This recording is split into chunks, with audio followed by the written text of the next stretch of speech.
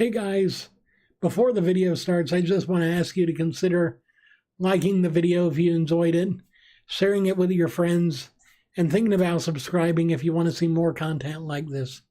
Also, I do have a Patreon link down below, and if you do think you can spare $1 or $2 to support a creator in need, or a creator that just likes to create good stuff, thank you for that. I love you very much.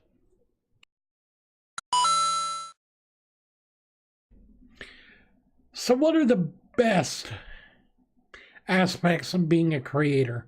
Well, I want to kind of answer that today with a little bit of an introspective Q&A, or just general, information video. So what, in my opinion, is the best part of being a creator?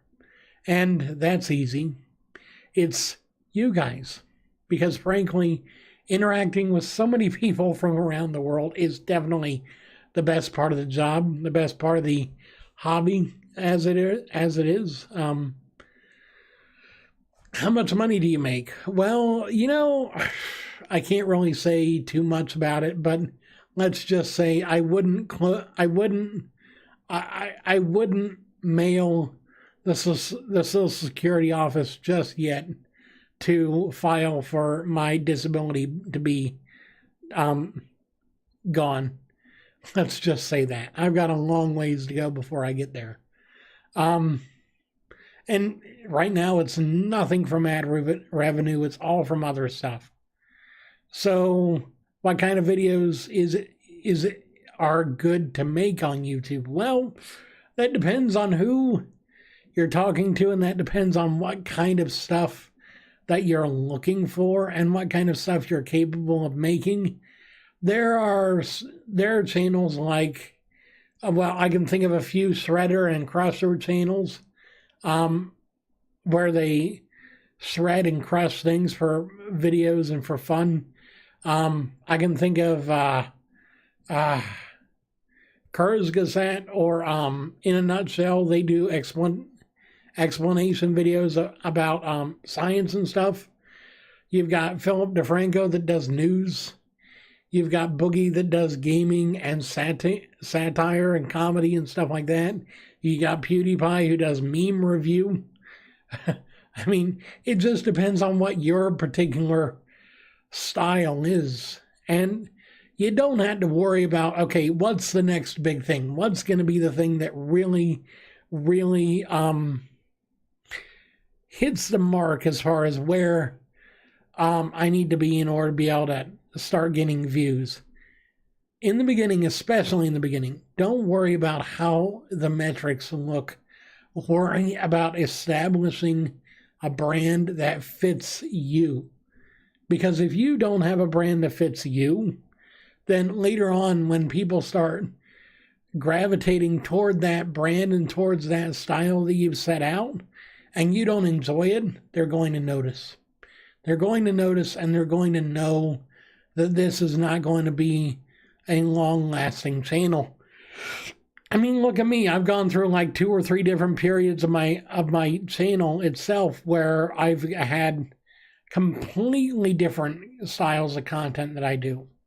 There for a long time, I was doing reaction videos, and because I did one reaction video where I reacted to the release or the announcement trailer for Zelda Breath of the Wild, and it blew up, and I thought, hey, this is what I need to do.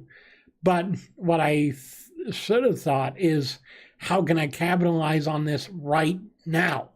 Because I got a good 10,000-15,000 views just on that video alone in like 3 to 4 months. And if I'd have kept on all the comments that I got on it and kept replying and everything, I could have had a lot more subscribers a lot sooner and possibly hit 1,000 by now or before now. But, hindsight's always 20/20. You always see your mistakes first when you look back.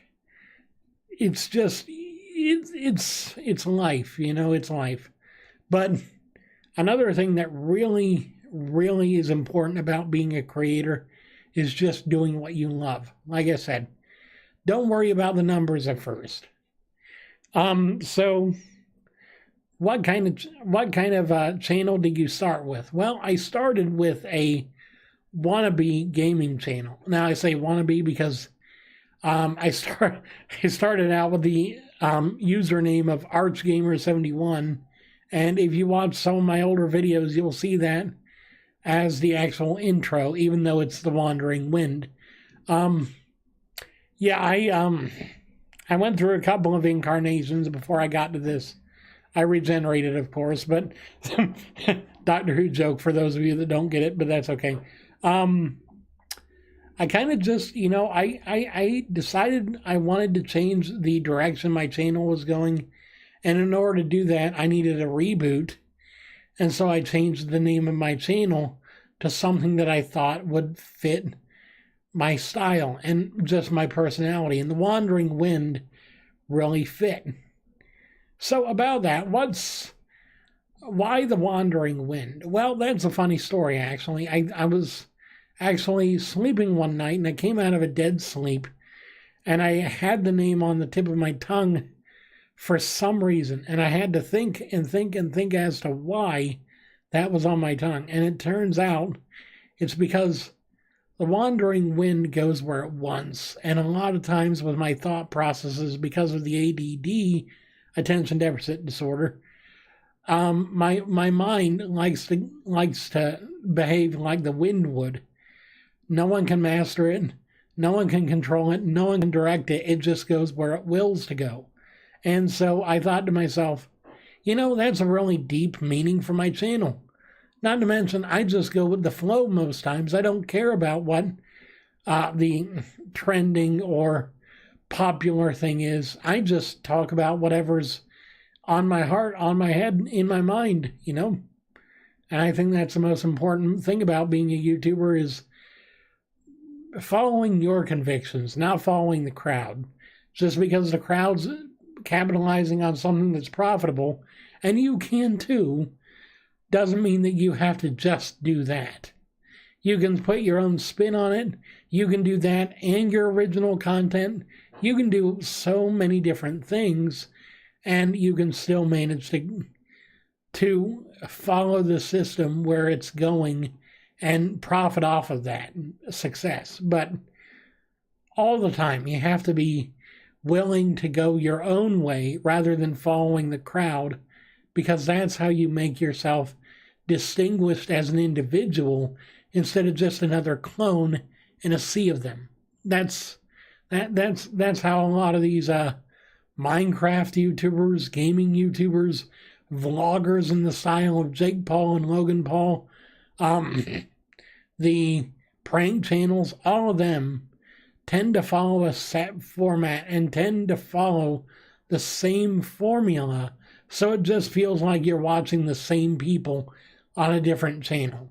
They have different faces, they have different names, but it's the same style. And so why would I watch this when I can watch a more popular version of this? So that's why you have to follow your convictions, not just the crowd. Finally, why did you start creating? What got you to start creating? Well, one of the biggest things was between Markiplier and Boogie2988, they both inspired me to try and put a little good out in the world. I started watching Boogie2988 about a year before I started my channel, and I noticed that a lot of his content was just talking about how to be a better person, how to improve yourself, how to not be an asshole, because in 2018 or 2014, 2015, that was a big part of the whole thing. And then Markiplier has always been a guy that loves to make people laugh, make people smile, brighten up their day for just a while. Because, Markiplier is the kind of guy I wish I was back when I was a teenager. Because I was horrible. I was horrible. I would do some pretty nasty stuff to my peers just because I was feeling bad and I wanted someone else to feel bad. But if I'd have been half the man that Markiplier is, I would have treated them with kindness instead of with anger like I did. But you know, that's life. You live, you learn, you get a few lessons, you find yourself in a better place, and then you start putting good out. And that's what I try to do. And so they're my main influences, and so that's why I started my channel, was to do the same kind of thing. So I want to thank you guys so very much for sticking around throughout this entire video. I know it's been 10 minutes already. I understand it's awful, but I want to thank you so much. I want to give a special shout out to Fox and to just everyone that follows me, everyone that does anything that really helps me and just makes me feel good, even if it's just leaving a comment on a video. Thank you for that. I want to thank you so much for being here. And until next time, I'll see you again in the next video. And I love you so very much. Thanks.